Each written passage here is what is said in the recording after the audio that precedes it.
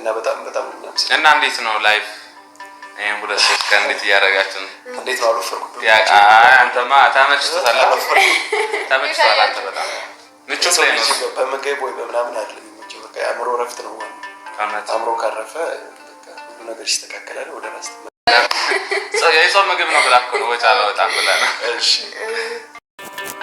መወቅሰል አለባችሁ ማለት ነው። በመጀመሪያ ግን እንኳን ደስ አላችሁ። እንደዚህ ሁለታችሁም ፈገግታችሁ ተመልሶ በማየት እውነት በጣም ደስ ብሎኛል።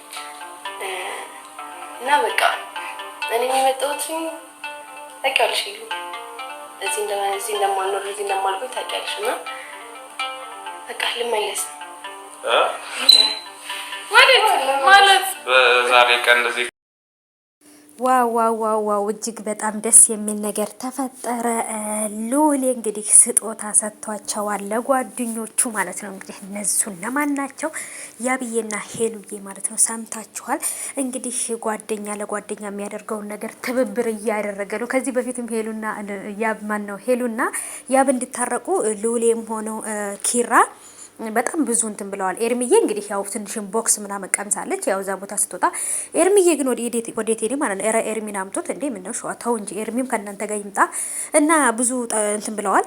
ኤርሚያስ እንግዲህ የሄሉ ፍቅረኛ ሆኖ ያብን ለማስቀናት የሞከረው ልጅ ነው እና ወዶቼ በቃ ግራ ጋብቶኛል፣ አምታተውብኛል ማለት ነው። እና አሁን ልጅቷም በፊት የያብ ፍቅረኛ ሆና ስትጃጃል የነበረችው ልጅ እንግዲህ ወደ መጣሁበት ቦታ አገር ሊሄድ ነው፣ ስለዚህ እኔ እዚህ አልሆነም አሁን ሊሄድ ነው ምናምን ብላቸዋለች። እና በጣም ነው ያዘኑት። ሁሉም ጓደኛችን ናት ምናምን እያሉ ነበር። እና ብቻ ግን አሁን ላይ በደንብ ማስጠነቀቀው ያብን ምንድነው ያብ ከዚህ በኋላ ለሄሉ ስሜት በጣም መጠንቀቅ አለበት። ከዚህ በኋላ ካስቀየማት መቼም ቢሆን ይቅርታ እንደማታደርግለት ነው የምነግራችሁ ማለት ነው። ምክንያቱም ይቅርታ ማድረግ ቀላል ነገር አይደለም።